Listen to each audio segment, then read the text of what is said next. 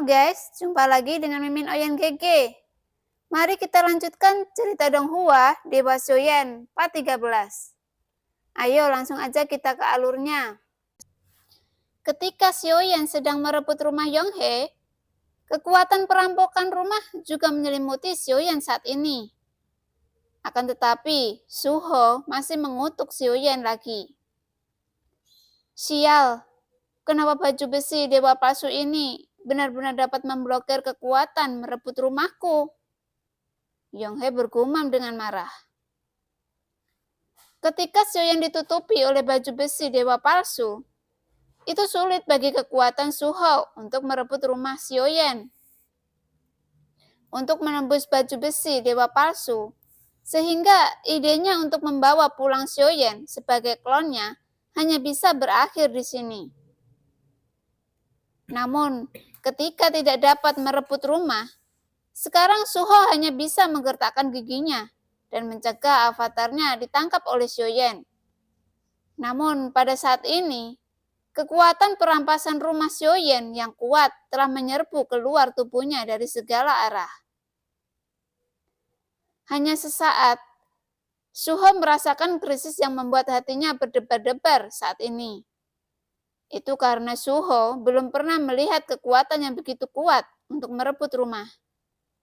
Dan dia dapat mengambil rumah dengan kecepatan yang sangat cepat. Bahkan dia mencoba untuk terbaik. Bahkan sekarang memblokirnya tidak bisa menghentikannya. Dengan pada kecepatan ini, tidak akan memakan banyak waktu lama untuk merebutnya. Dan saya takut Xiaoyan akan sepenuhnya merebut tubuhnya.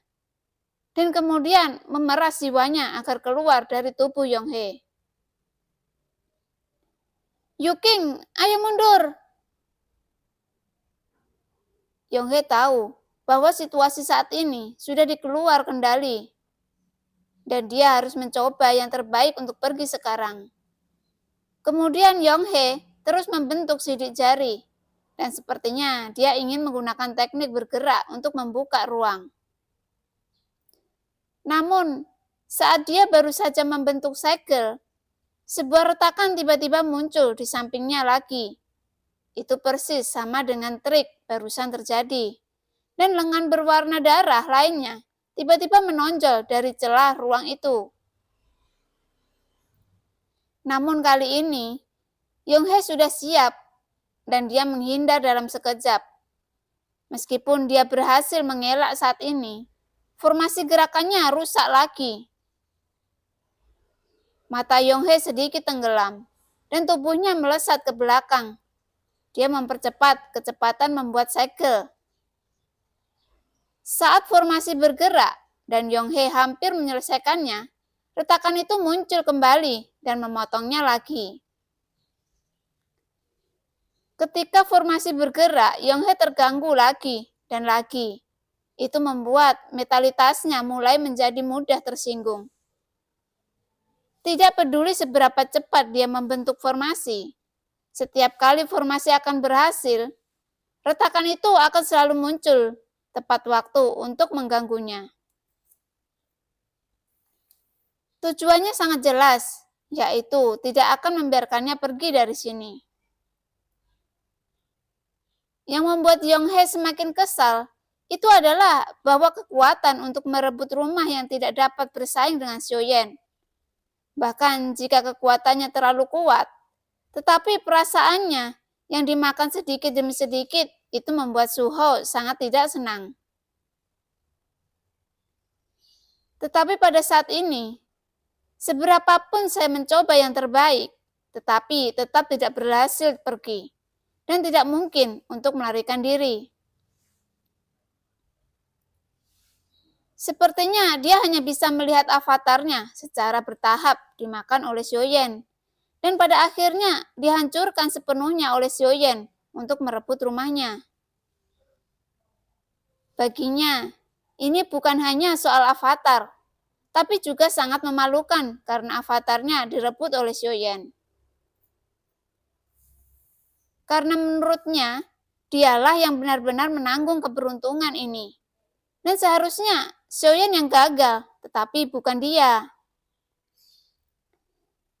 Jika kamu ingin mengambil avatarku, silahkan saja. Di bintang kecil yang unik di istana dewa berburu, di suatu tempat yang jauh dari hutan belantara abadi, ada raungan marah dari Suhou, membuat seolah-olah seluruh bintang bergetar hebat. Bintang-bintang dari istana dewa berburu mematuhi perintah Suhou dan mengangkut formasi besar awan mengubah langit. Raungan Suhou terdengar lagi, dan suara itu jatuh sejenak.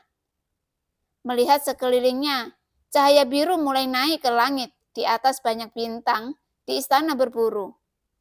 Dan kemudian cahaya biru terus berkumpul di kehampaan, dan formasi besar itu pun terbentuk, yang dibangun secara bertahap. Bahkan jika Anda melihat gerakan ini dari kejauhan, itu pasti masih akan mengejutkan.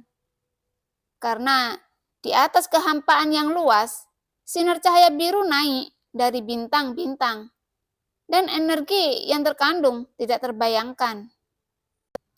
Di atas Cioxing, sosok Suhou menyapu dengan keras, berubah menjadi pelangi panjang dan menyapu kehampaan. Setelah beberapa saat, sosok Suhou datang ke dalam formasi besar. Kemudian, Suhou mengangkat tangannya, dan seluruh formasi bergerak perlahan dengan gerakannya. Di tengah formasi itu, ada pola yang dibentuk oleh formasi, mengungkapkan lingkaran besar seperti mata. Suhou melambaikan jubah lengan bajunya, dan formasi itu berputar dan berubah arah. Jelas, arah yang dihadapi formasi yang merubah awan langit saat ini adalah gurun abadi. Jangan berpikir bahwa kamu dapat melakukan apapun yang kamu inginkan. Dengan 3 binatang buasmu, dan kamu ingin mengambil avatarku, kamu harus mati sekarang. Gumam Suhou dengan suara rendah, mengungkapkan niat membunuh yang sangat kuat. Tianshu, bunuh! Setelah mengatakan bahwa Suhou melambaikan jubah lengan bajunya, formasi awan yang mengubah langit yang berada puluhan ribu kaki di atas kehampaan adalah ledakan. Dan seberkas cahaya di mata raksasa menembus kehampaan, seolah-olah akan pergi. Menembus langit secara langsung dan dipisahkan oleh jarak yang begitu jauh. Dia juga harus menggunakan metode formasi ini untuk membunuh Xiaoyan.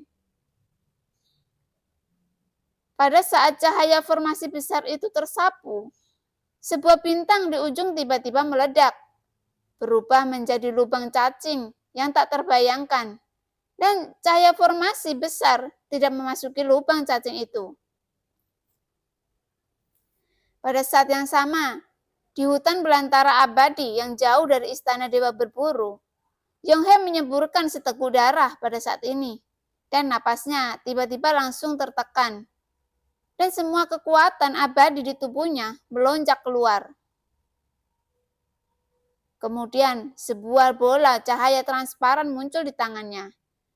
Dan setelah memegangnya di telapak tangannya, dia langsung meremasnya tanpa ragu-ragu. Tiba-tiba bola cahaya meledak, dan seluruh lingkungan dipenuhi dengan aura kehancuran.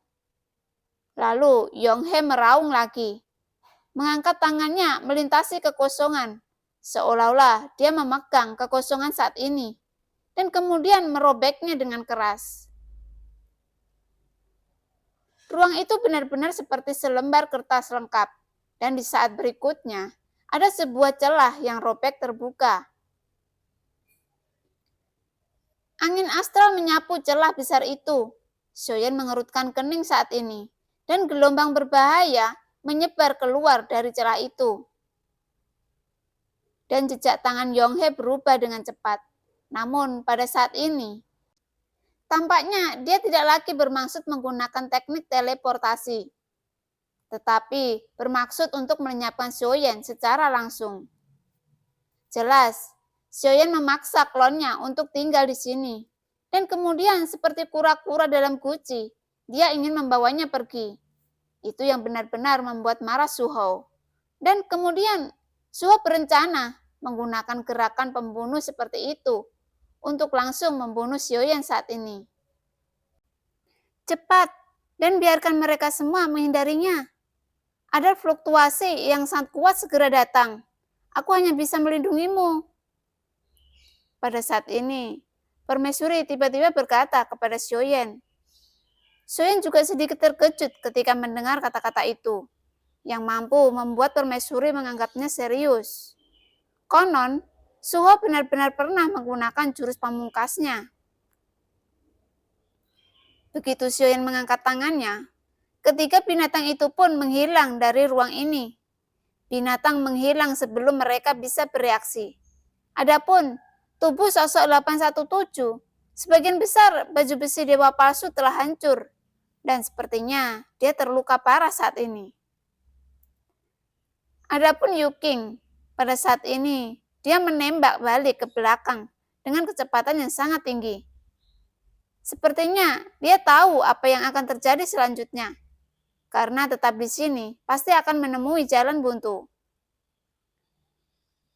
Celah kosong ini tampaknya tidak ada hubungannya dengan ruang di sekitarnya sama sekali. Itu bisa muncul di mana saja, dan itu seperti binatang buas yang mengaum dan mengaum di angin yang menderu. Jangan khawatir, kamu dapat melakukan apa yang kamu inginkan dengan tenang di sini.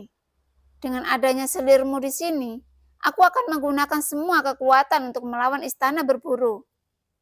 Aku akan melindungimu, dan tidak ada yang bisa membunuhmu saat ini.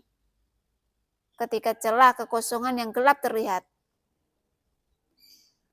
permaisuri membuka dan menutup sedikit. Namun tidak ada ekspresi panik di wajahnya yang cantik.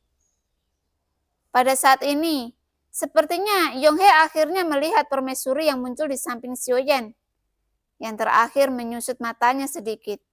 Dan permaisuri tidak pernah menatap Yonghe dengan mata lurus. Lagi pula, di mata permaisuri, tidak peduli apakah itu leluhur atau istana dewa berburu. Ketika mereka berada di puncaknya, mereka benar-benar bukan seekor semut.